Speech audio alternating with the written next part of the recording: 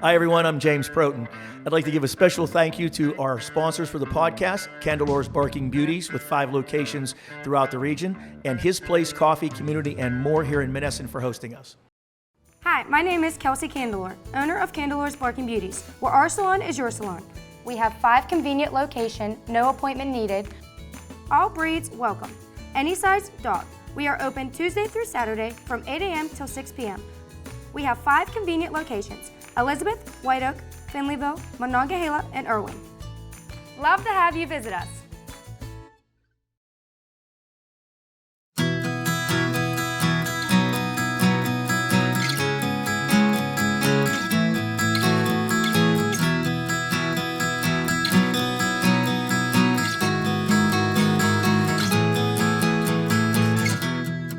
Hello, everyone, and welcome to the James Protin Podcast. I'm James Protin, your host, and with us today for episode number 6 is Lynn Doehring. Lynn is the president CEO of Bridge Insurance Group. She's been in the insurance business since 1985 and started her entrepreneurial journey in 2013. So we're going to get into a little bit more detail on her background and as we have our discussion. But Lynn, welcome. Thanks for coming down here to Menneson to see us at his place, and we're very happy to have you.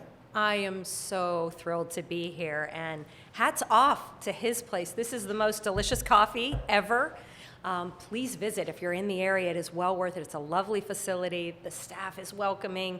So I'm just propping that. I would do that, a small business that's serving its community in many wonderful ways. It is, absolutely. They have so many wonderful programs, particularly for children, that they do in this very room where we're at right now, which is just amazing. I'm curious now. Yeah, we'll have to get Lisa to come in and identify them. But they do story time, and they actually have a program that they do for mothers and children, and they do tutoring for every grade from elementary all the way up through high school. They do tutoring off hours. So it's an amazing place. Everything that they do here everything gets funneled back into the community. So it's amazing. Brilliant. Love it. Absolutely. So, Lynn, you are another. I'm amazed by, we've talked with Kelly Frost, who I know is a very good friend of yours, and Brianne Mitchell and MJ Calloway, and these very just impressive women. I don't know how you guys, and you in particular, do everything that you do. Running a company, running a business the size and scope of Bridge is just, plus everything, having a life and being a mother and just, all of those things. How do you find the time to do all of that? Well, it's interesting. I think probably early in my career, I got into the insurance industry, which was kind of a male-dominated field. So it was a little odd for a young girl to be in that industry, but I didn't have a college education. And we'll talk maybe about that a little bit as how I developed the company. But somewhere along the way, somebody taught me the principle of Tom Hopkins: do the most productive thing possible at every given moment. What that didn't mean was work all the time. Right. But what it did mean is feed yourself, whether it was something that was meaningful, purposeful, intentional. And that can be everything from a dinner with your kids to an actual charity or whatever. So I began to talk about and live just a principle of stewardship. Right. So whatever I was given, whether it was time, resources, energy, health, whatever, I wanted to make sure that I was stewarding that well. Okay. So that's really how I fit everything in. Right. I don't find enjoyment in certain things that I feel like are maybe a waste of my time. And we've all done it. We've all, watched the movie and we walked away and thought, I just wasted 2 hours of my time. Right. But what I began to do is really learn what motivated me, what inspired me, what kept me in track, what made me happy, what made me fulfilled. And that's how I structure my life. And it makes me, I don't want anyone else to live like that because sometimes it's unrealistic, but that's what fuels me. Well, and that intentionality is it's difficult to maintain, right? It's easy to say that, but to maintain that and see it through, it's not easy. That's true. Mm-hmm. So tell me a little bit about Bridge. Let's start with the name. Where did you get Bridge Insurance? Where did that come from? It has to have a meaning. It does, and it's kind of funny because the story began to unfold even after I had named the company.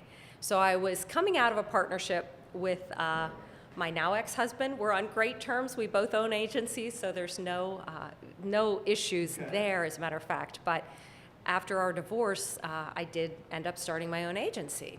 So I thought the first tenet was a bridge from my old life to my new. Okay. The second tenet was a bridge for people like you to purchase insurance, because often if you go online, you're solicited to, you're marketed to, and there's this aggressive piece. Absolutely. And all of a sudden your inbox is full and your phone's ringing off the hook. If you come to us, we can help you find the companies that might be a solution for you without you going through the rigmarole of doing many, many online searches. So it was a bridge for people to find good companies and resources. The third was a bridge for people like me. There were a lot of women, perhaps in their mid-40s, and whether it was divorce, death of a spouse, downsizing of a company, who didn't have a career option, or perhaps they had been with their kids at home and they had not done the formal education, didn't have the ability to go into a career that would actually support them, and maybe they had teen kids or kids going into college. What I found was the financial services industry and insurance is an industry you can get into without a formal education as it pertains to college. You get a license, you get certified, you take some tests, but it provides a source of income and a viable career that you can literally take anywhere. Absolutely. So if you decide, I've got to go be with my mom who's in North Carolina because she's in ill health, you can uproot and go there. It was also a great solution for wives of military. So they could go with their husbands and continue a career without needing to interview and get a new job.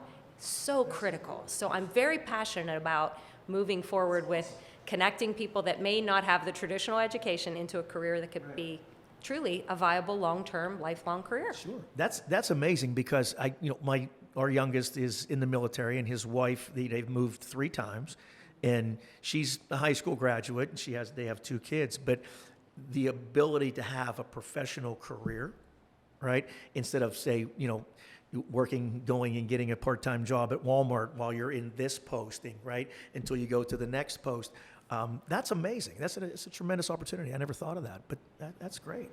It's hugely empowering, especially for a woman who may find herself in those circumstances, to be able to say, not am I going to survive and put food on the table, but I actually have the ability to send my children to college. I actually have the ability to buy a home. Those are very real opportunities in our industry. That's awesome. That is awesome. And, insurance really, it's a tough subject, right? Because there aren't very many people that understand insurance, number one.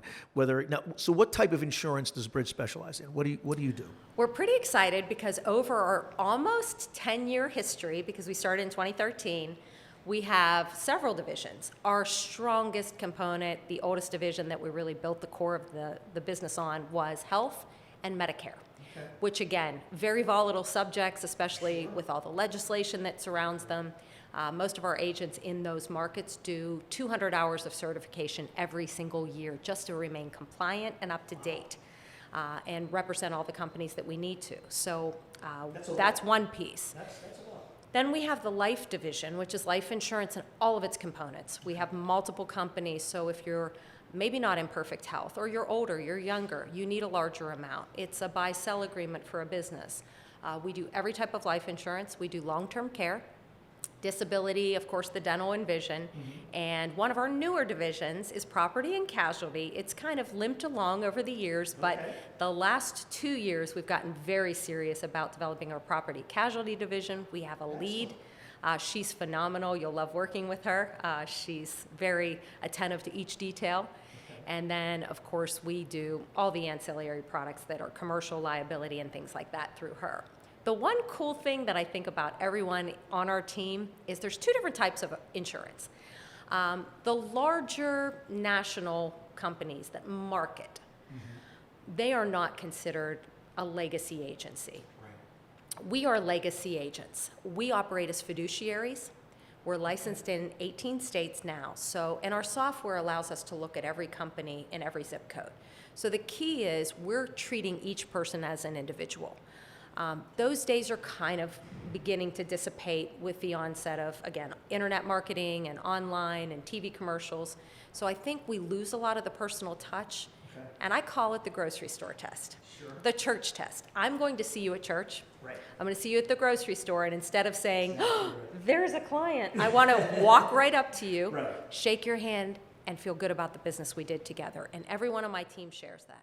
That's amazing. That is amazing, because and that illustrates the importance of relationships, right? Relationship, all business is personal in what I've learned, and relationships are everything. It doesn't really matter what business you're in, right?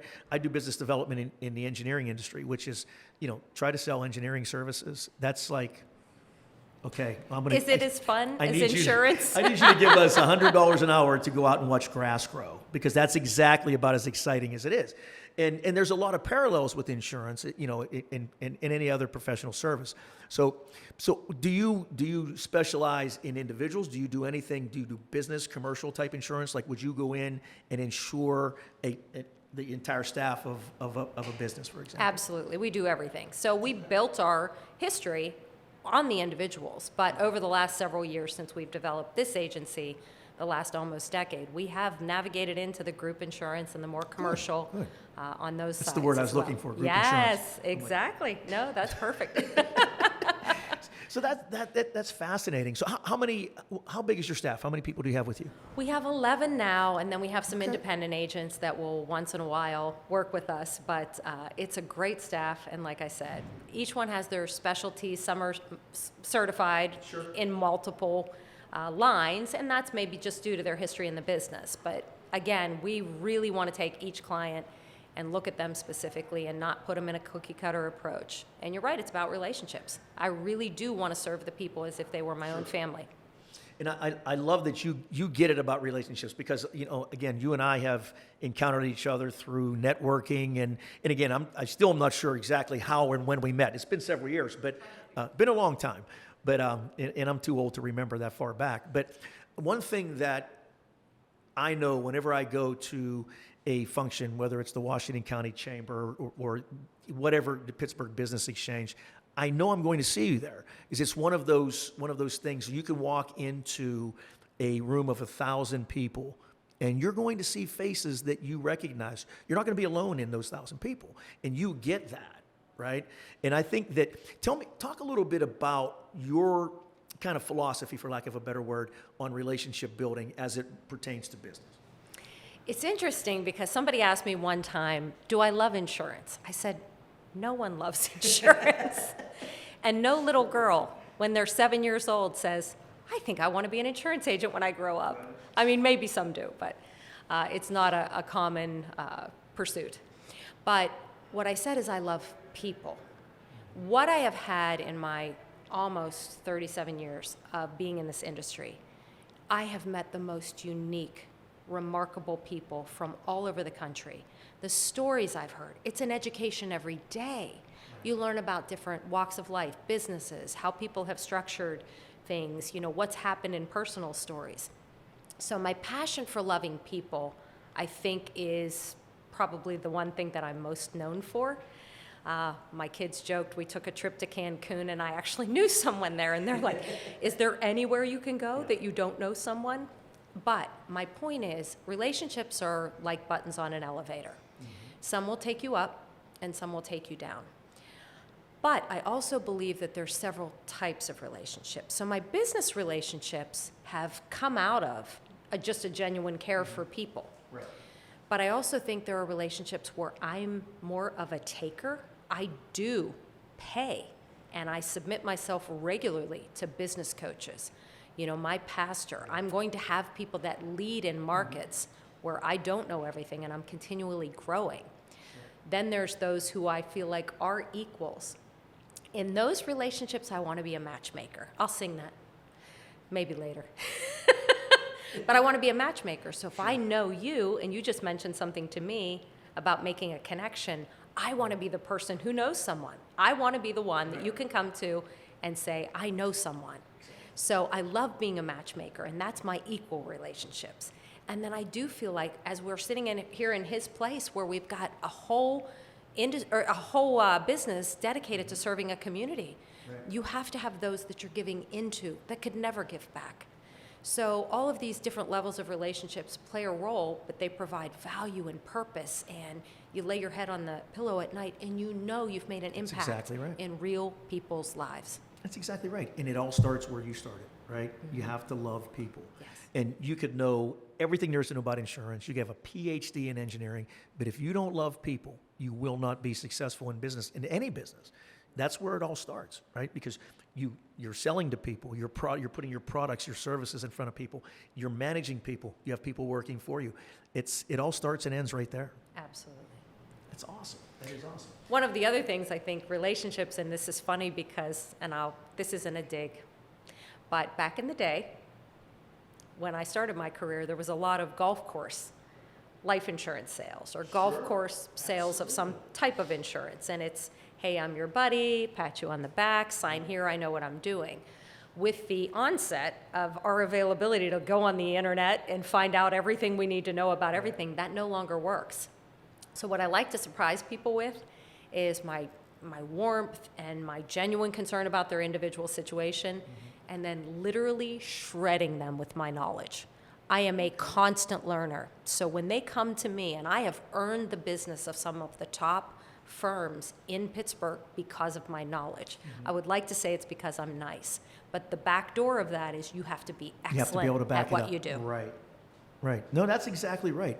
If you don't know your product, if you don't know your service, you're not going to be able to convey that to anybody else. So no, that's awesome. So that journey that you've taken, and from when you were 2013 when you started this particular piece of it, right? This isn't something that you planned, right? This took adversity in your life, right? A divorce, which we've all been there, and that's what kind of you course corrected. And, instead of saying, woe is me, what am I going to do now? This is what I'm going to do.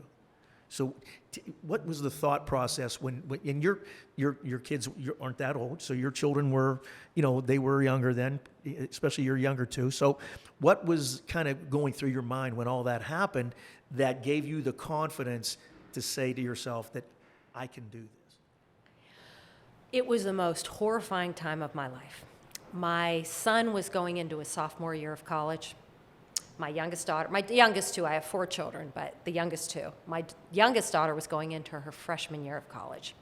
In 1 week, I moved my son out on a Thursday, my daughter out on a Friday, and my 28-year marriage husband out on a Saturday. And for the first time in 28 years, I was in a completely empty house. I had almost nothing. That's like income. powerful. Exactly. That's a powerful feeling. That's a punch in the gut. It was. And due to the circumstances at the time, I really couldn't continue as a partner in the agency. It just wasn't going to be a healthy place for me. But what I found at kind of the end of a messy time, and we'll all admit that, at the end of a messy time, I was $250,000 in debt to the IRS. I had a mortgage. I got to keep the house, but the mortgage was almost 2 years behind. I was at risk of being thrown out, car being repossessed, looking at bankruptcy, trying to figure out my way out of this. Right. And what I decided is I was just going to work. I didn't know what I was going to do, but I was just going to go meet everybody I'd ever met in the insurance business and see if I could earn some more business. I remember one time being in Chicago, and I was kind of riding on the back of the kindness of friends who were letting me stay in their basement because I had lived there and I had a lot of clients there. And I remember thinking, I don't even have enough gas money to get back home. In 2013, my income was $17,400, and I put 2 kids through college somehow, maintained the house, pulled myself out of all the debt, and while it was a sad event, both of my parents died within a very short time of each other, and my inheritance was able to pay off that tax debt. So every provision I ever needed was made. And on that day, when everyone had left, and I sat on my couch and I thought, how is this going to work? I had a visual, and everybody's got to do something to get through those tough times. But I remember thinking I crawled up on Jesus' lap, And I laid my head on his chest and I thought, it's just you and me. And it was the sweetest, most beautiful time. And so I've tucked into that so many times through the tough times when, the IRS is sending a sheriff to your door to sell all your possessions because they want everything. You're trying to send your kid shampoo, which all of a sudden becomes almost impossible when you have no money, who's away at college. Just so many little details. Taking care of the yard, which again, I had wonderful neighbors who would come over and mow occasionally, so I didn't have to do it. I can't tell you the number of provisions, and what I said is, during those times, I worked hard, I prayed, and then I watched. And every single need that I had was met. And it was just an incredible time of building my faith. So over those years, obviously, our business has exploded exponentially, and I've been able to bring staff on and give other people opportunity to make money and make a difference in our community. So very, very unique journey, but there were many, many difficult times. Yeah, and I like what you said, because I think in my situation, my spiritual journey started in very much the same place, right? I always had this feeling, this pull. I don't want to say the calling, but because that might be a little bit dramatic, but I always had this pull, but I hid from it, right? I didn't know what to make of it, and I was raised Catholic, okay, and that's a whole story for another day, right? I'll put it this way: I was literally terrified for the first 13 years of my life, right? Because that's what they did in the church. They scared you, okay? So, but I gradually had become spiritual rather than religious, okay? And that spiritual journey started through a divorce and a catastrophic type situation. And I really got to it the way a lot of people do, I think, like, okay, I know where else to turn, right? So, and I think I can relate to what you're saying, because I had that moment that it's almost like you're totally empty and hopeless all at the same time, right? And there's nowhere else to go. But once you go there and you commit to that, right, then all of a sudden that emptiness goes away and it's replaced with a fullness that you can't describe that either, really. It's like, but having gone from that place to where you are now is impressive. I mean, it's an impressive journey, and the fact that everything else that you do around your life, okay? I'm not even going to attempt to talk about all of the different nonprofits and charitable organizations that you support, but I would like for you to do that, because you're into so many different things. And I know you had a very close relationship with Joyce Ellis at the Lemoyne Center, and she was a wonderful human being. God rest her soul. I loved her to pieces. So tell us a little bit about that part of your journey. As you were building this business, you were still giving back just unconditionally to your community. Well, your journey has been an inspiration to me over these years as I've watched you write. It's been so raw, so authentic, and so genuine. And I think both of us share some commonality in that. I would say, while we are well known and have many tremendous relationships, I often would account a lot of my success to the fact that I practice solitary refinement. Mm-hmm. I am up early. You are too, because I see you post. Yeah. I don't think most people know how early I get up so that I can read and I can fill myself, because there's days, I know you see me as happy. I don't do mean mugging well, I've tried it, so. It doesn't look good. I take those pictures, I'm like, that's not even who I am. Right. I am truly joyful, but it's a fight sometimes. There are days I wake up and I think, I don't want to go to work. And then I think, but I have a whole team who is counting on me. I don't want to go to church, but I'm playing the keys and I'm singing this week, so the band might not appreciate me not showing up. So I built in accountability to that, but it is a lot of solitary time. It is those moments in the morning. It's the moments late at night where other people are watching TV. I may literally be listening to some YouTube video that is helping me over a hump of something I can't figure out. So I am one of those people to do that. But along the way, and this was right about the time of my divorce, there was a little bit of commission money that was being paid to my old agency. And I was timid. I was afraid to ask for that. And I remember this gentleman in my church, he was the quietest man, and he pretty much put his finger in my face and said, "That's your money, and you need to be a steward of it. You go get it." And I was like, "I don't want to ask for it." And he was very insistent. He said, "You're a steward." Stewardship. There you go. Boy, did that dig deep into my soul. It's something I'd been practicing, but really got serious about it at that point. And I thought, even during those days where I didn't have much to give, I could send a text. Right. I could send an email. I could make a phone call. As I grew, I began to have regular practices of giving to certain people and giving to certain organizations. But early on, it wasn't money. I didn't have money. Sure. But the sowing, the stewardship of being able to see someone, to encourage them and say, "You have a great gift here," or "You have a beautiful ability to do this." You have no idea. I don't care how successful someone seems. That means the world to them when they see something come across a text, that you appreciate them and you value them. So that's kind of how I launched into a lot of the community help.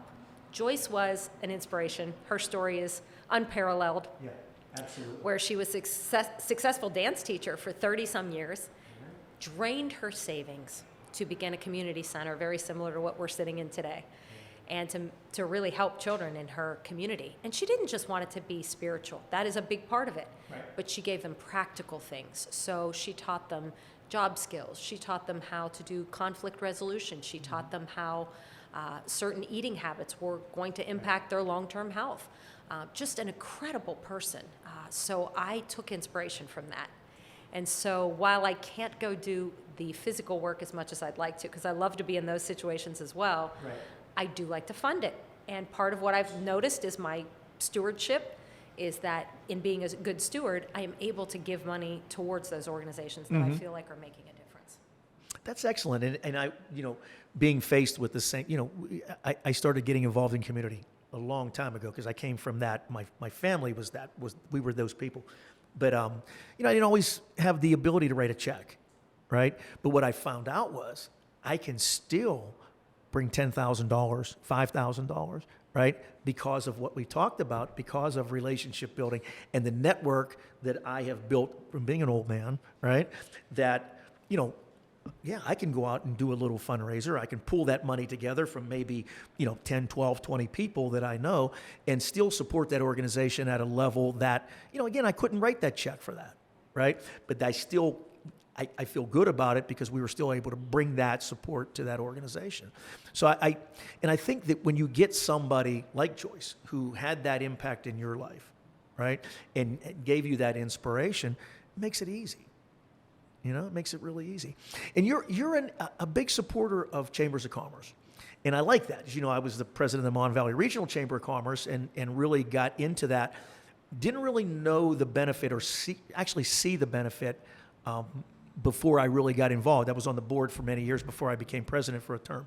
But what drew you to a Chamber of Commerce? Was it purely the business opportunity of it, or was it more personal, or both? How did you look at that? It's very interesting you should ask that, because I think you said you're a business developer, and I would have automatically equated that with marketing. Right. And it is. It is to some degree, but it is a little bit different. Right. So marketing, and I'll never forget, because I was in a state of desperation at the time, and I sat down with an extremely successful businesswoman. And I asked her if I could buy her lunch. And it was kind of a unique event because I wanted just an hour of her time to say, what do I do next? I have no idea what I'm doing now. I was a partner in an agency, but the structure of the agency was I wasn't making a lot of those day-to-day decisions. Right. She looked at me, sat back, kind of crass, and crossed her arms and said, well, you're cute. Use social media. That was the only tool I had. I had no money. I had no marketing budget. Right. So the next step seemed to be normal to say, let's go to a Chamber of Commerce. Because you and I have done enough study on marketing. Mm-hmm. We know that McDonald's doesn't continue to advertise because they need to. Right. People have to see your name, 7 times. And her opinion of this type of marketing was, people need to know, like, and trust you. Everywhere you go, post something. Who are you with? What are you doing?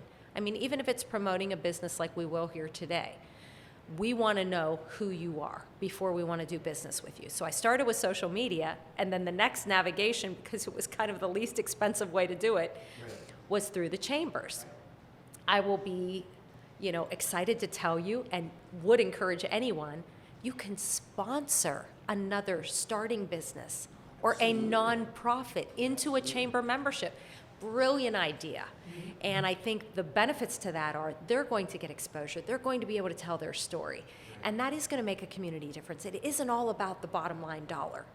But when I look at a business like this, or I look at some of our businesses that are really committed to giving back, by all means, I want to buy from those businesses because I know Absolutely. they're giving back into their communities. And the dollar comes. It does. Right? So if you do it the right way, if people believe where your heart is and why you're in business in the first place, they will come. And the money will come. It will take care of itself. That is awesome. I agree with that completely.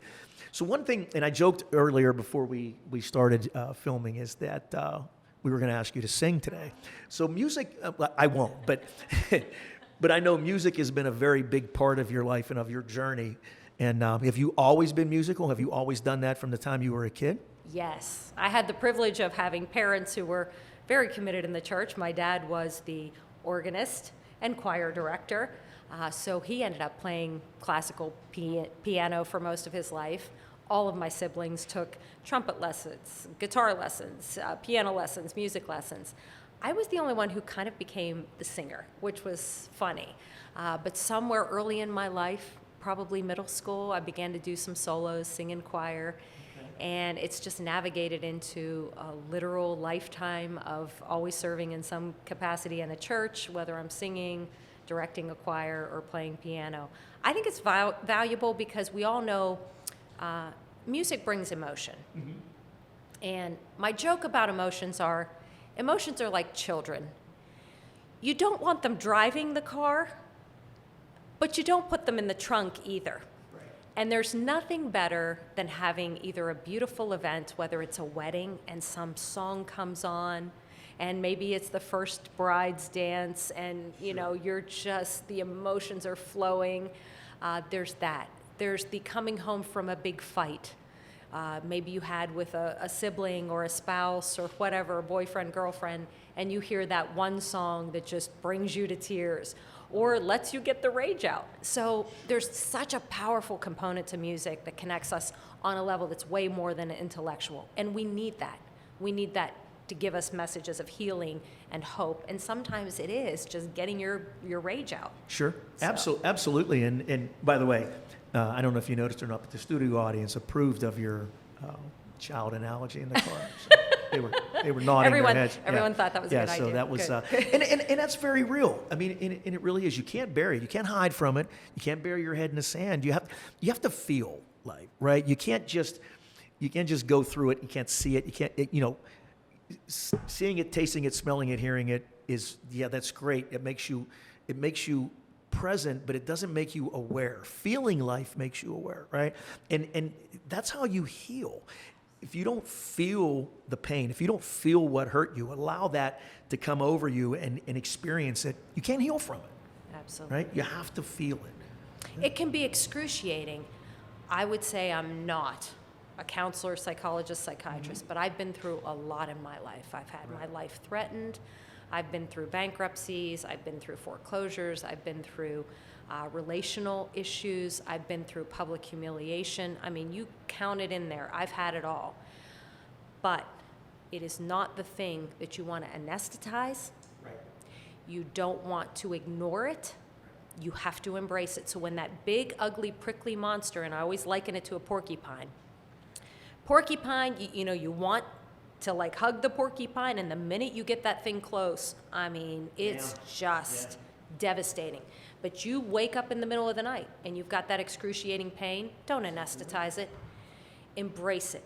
Let it come. Let the what ifs go. Like, again, what if this does happen? What if I lose my house? What if my child dies of cancer? What if? Just play it all out.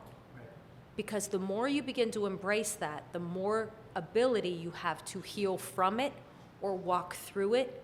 And maybe you'll have a tender spot in that area where you didn't before. Maybe you'll be more compassionate toward the neighbor or the friend that's in that same situation, instead of just being like, well, just get happy. No, that's not an answer. That's exactly right. Pain is very real. Yes. And pain drives the character and the integrity of people like you. And we're attracted to people like you because you didn't do that. You actually did the hard work to say, I'm still not 100% healed. You know, none of us ever will be. But we're going to work through that. We're going to work through those pains. Absolutely. And you have to be accountable, you know, and that's, I'm very open and honest about where I found myself one day in a totally dark place, rock bottom, right? And I hit there with a thud. I didn't just slide. I mean, I fell and landed there, and it was like, yeah, I didn't bounce, right? And MJ Calloway and I talked about that because she saw her latest book was The Bounce Up and everything. She said about bouncing, and I didn't bounce. I just like, bam. It was just a thud, right? And it was very public, much like you, right? We did this very publicly, right? When that happened, we went all the way. We dove in with both feet. There was no hiding it, you know. But it took that punch in the gut for me to say, okay, yeah, I need to get my, let's, you know, I gotta really take stock and see what's going on here, right? So you can't hide from it, but it wasn't until I let myself feel it, and it hurt. It was brutal. I mean, it was brutal because it shined a very bright spotlight on really most of what put me there was self-inflicted, right? There were so many things that I could have and should have done differently, but I had to get all of that and feel all of that so then I could become accountable and really authentic and be brave enough. Brave sounds a little bit dramatic, but I had to be brave enough to face my own truth, right? Not the truth, but my own truth. And that's, listen, it was the best choice I ever made. I mean, it really hurt, but I followed my heart ever since, right? And Terry Lynn always tells me, you know, I overshare sometimes. I overshare almost all the time in her mind. But she's like, why did you do that? And I said, well, because it's the truth, right? You know, and it's a big part of who I am, you know. And there are people, and I'm sure you get the same thing, who judge you based on who you were, that don't even know who you are right here sitting in this chair, right? And to me, that is probably the most unfair thing that's ever happened to me, right? Personally, because, you know, I've acknowledged that guy, right? But I haven't been that guy in a long time. Okay, so, you know, how about maybe take the time to get to know this guy, who I because this is really me. That wasn't me. That was, you know, that was somebody that I don't even recognize anymore, right? So when you think about where you were back then and who you are now, okay, can you look back and say, yeah, I saw that person that I am now. I saw that person there, but I just couldn't, it was like a silhouette, but I couldn't really make it out, right? I didn't know I would end up being this person. I didn't know if I would ever have the guts to do it, right? I always felt that I was in there, I was in here, but I didn't think I'd ever have the guts to let that come out, right? So, and it took that tragedy, you know, and I lost a lot. I mean, I there's still parts of me that aren't here, right? But, and it's not even, you know, bankruptcy, all of those things, you know, foreclosure, all that. I experienced all that stuff. But the people that left and didn't take the time to wait to see who I would become, that are still missing, that's the part that hurts, right? So, and I know you've had that. So give me an idea of if you're looking back, you know, with the benefit of 2020 hindsight, right?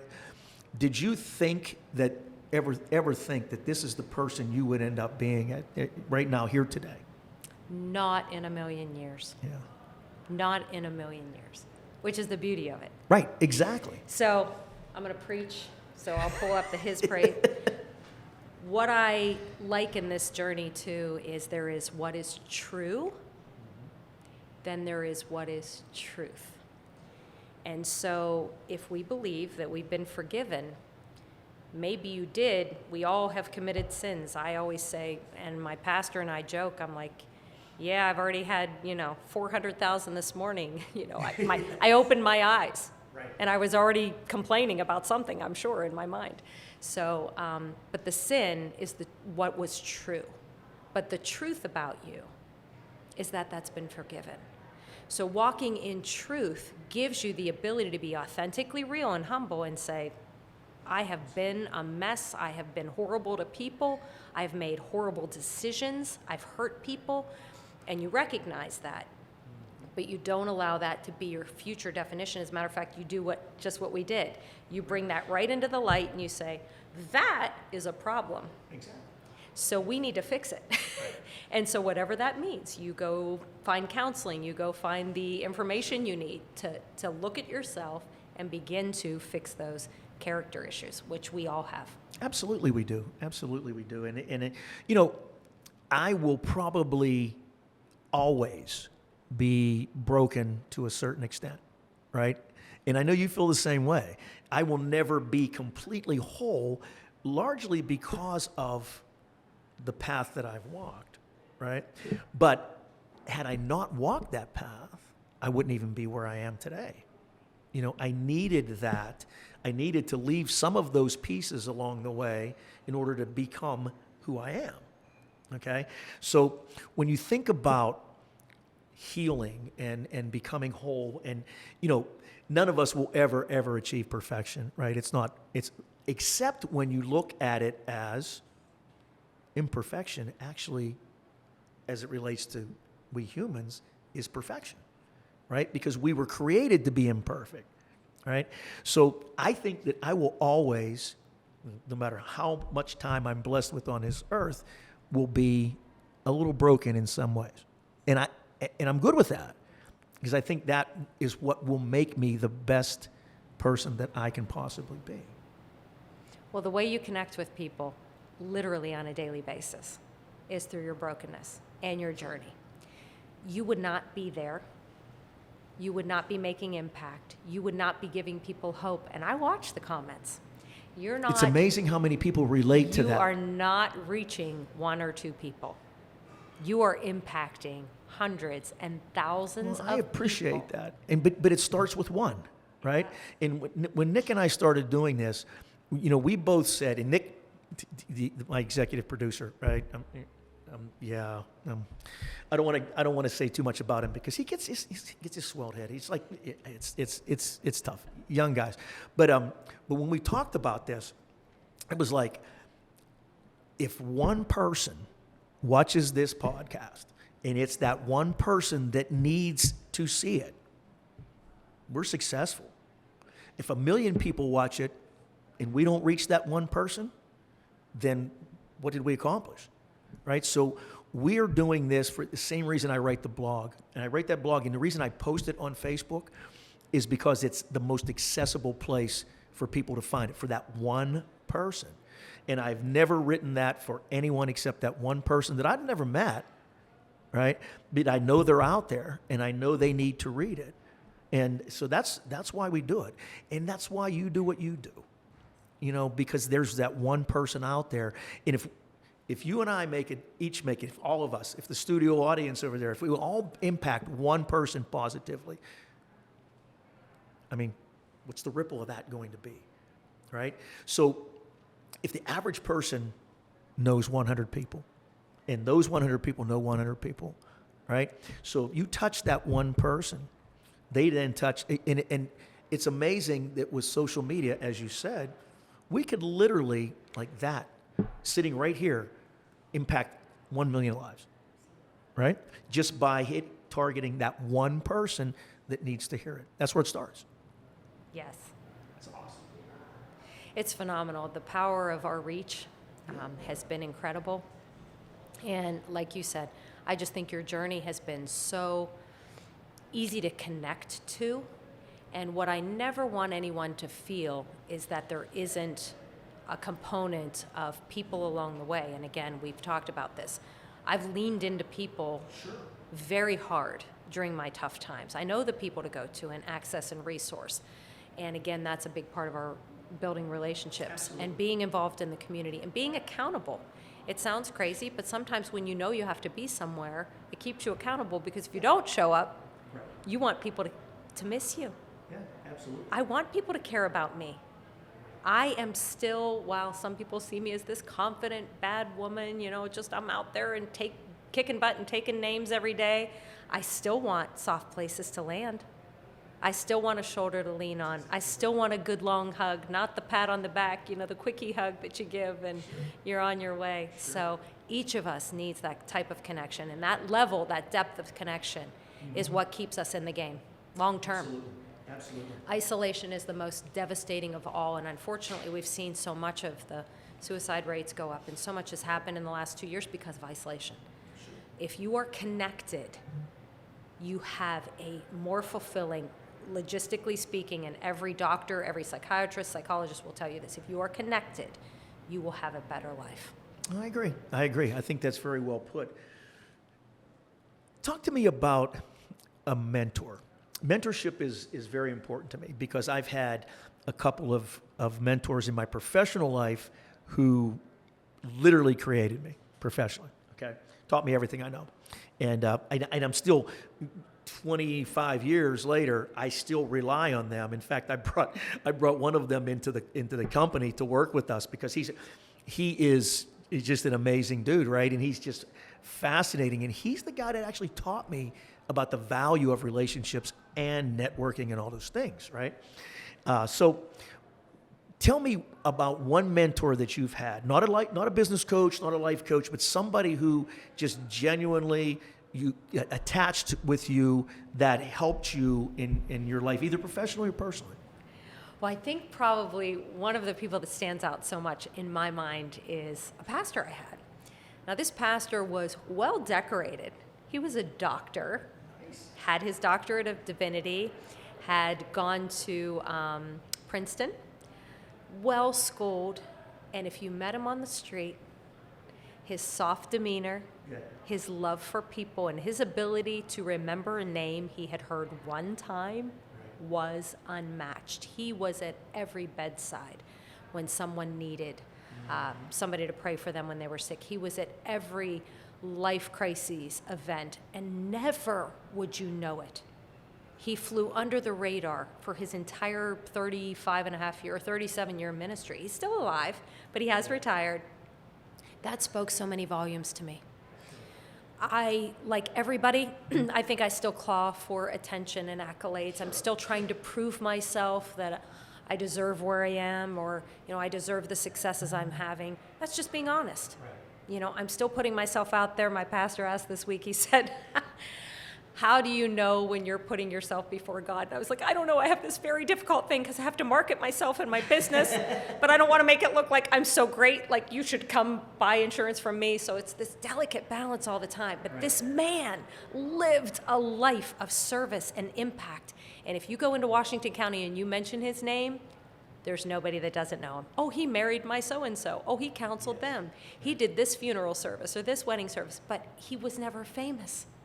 And what I loved about that is that he didn't care who got the credit. Mm-hmm. He made the impact, and he didn't care if he got his name attached to it. Right. Absolutely. That's awesome. That's wonderful. And you're blessed when you have someone like that in your life that just, it happens organically, right? It's not forced. You don't have to reach a search or do anything. It just happens. So how did you pay that forward?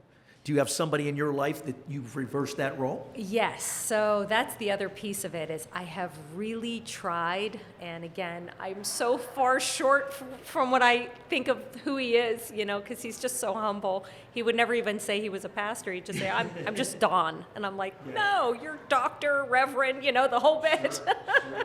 I wanted to give him the accolades. But I think what it is, and there are things that I do that no one knows, and they don't go on social media. Mm-hmm. I have certain passions that I just basically bless people on the side, and that's just when I know there's a need, or I know that I feel like I've been called to just generate a blessing for that person. Sure. Those are not the things that go on social media. the bigger organizations that I feel like other people can contribute to. But if I say, hey, I'm going to give to my friend Cheryl, you don't know who Cheryl is. You're not going to write her a check. So the only reason in posting that would be to make me look good. Sure. So there's those. And so I do have some precious people that I continue to minister to and bless and, in special ways. So that's kind of a secret. You have That's to meet with awesome. me personally to find out what those things are. That is awesome. Have you ever considered going into the ministry? My first husband was a pastor. We did have a church for 13 years, and it was very difficult. So let me just structure this.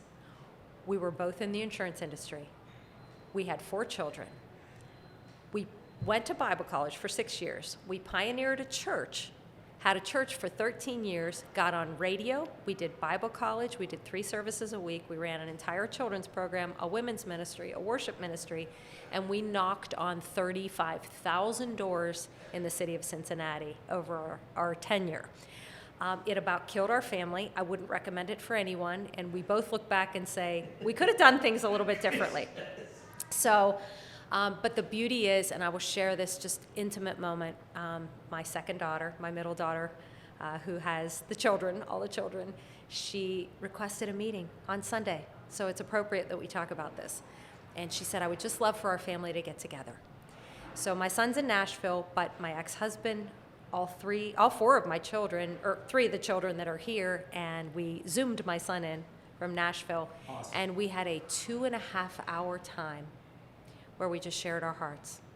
Everyone had the opportunity to ask forgiveness. Everybody had the opportunity to give forgiveness. And this is, many years after we've been divorced. It was the most beautiful time of reconciliation. And I will tell you, no matter how horrible the moment seems, forgiveness is completely possible. And my ex-husband and I hugged each other, asked forgiveness, gave forgiveness, and I will tell you that was very real. And my kids are benefiting by seeing that. Not becoming bitter, not becoming hateful, not holding a grudge, or even being self-righteous in it, because we all had a role to play. Sure.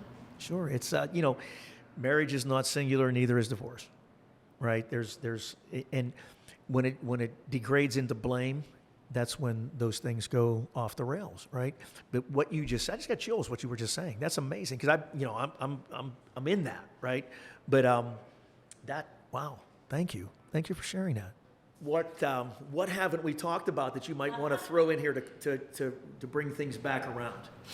Well, I think the other thing is when you do something fun, because we all got to keep a little recreation in it. I'm the girl you call. Like, you're like, hey, I'm gonna jump out of a plane. I'm like, where are we going? I'm in, just give me something. I have so much fun trying new things. I do get bored easy. I think that's probably part of my problem. So you're kind of like the cruise director. I am. Okay. So my dream job would be to a greeter at Walmart, so I could just meet a lot of new people every day, share smiles. But I love to do things that are fun. So, as a matter of fact, I'm hoping to find some friends to go roller skating with, or ice skating with, or I just found out my team member wants to jump out of a plane, and I'm like, that is going to be a Bridge Insurance Group thing. We're going to jump out of a plane sometime this year. So I want to take off in a fighter jet. I want to drive a race car. I just, those are the types of things that really make life interesting. That is awesome. And I think I'm going to suggest that for GPI to jump out of an airplane. I think we have some... How many people will do it in your organization?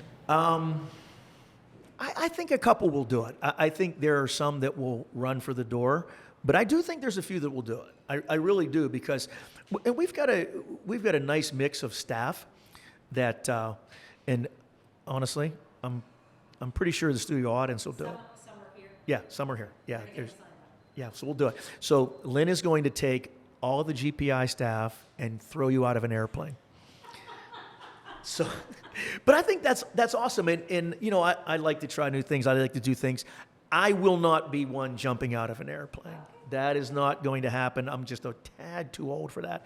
But my oldest granddaughter, on her 18th birthday, that's what she wanted to do. And she and her mother went and they jumped out of an airplane, and I watched. But and I even waved. And but I didn't. we're not going to do that. But I will. I'll come and I'll watch and I'll wave to you as you're coming down. So, yeah, absolutely. Absolutely. We can do that. We can do that. We can have Nick fly the drone alongside the plane. Oh, whoa, wait a minute. I'm getting some ideas there here. we Now, go. There we go. This is cool because they don't go really all that high. They don't, no. Yeah.